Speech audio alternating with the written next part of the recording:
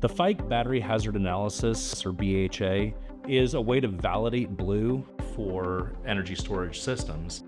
During a Fike BHA, we're driving one of the cells in the thermal runaway, and we're measuring the temperature of the cells in thermal runaway, measuring temperatures of nearby cells, measuring the heat flux, and we're also measuring the temperatures of adjacent modules. We would devise a Blue system that would be incorporated into that module, and then we would invite our client here. They get to witness, they're part of the analysis as we go through, and even through the delivery of the test report that will give the performance results of suppression with Blue, which allows a customer to get a preview into what their performance might look like under 9548 at a nationally recognized testing laboratory.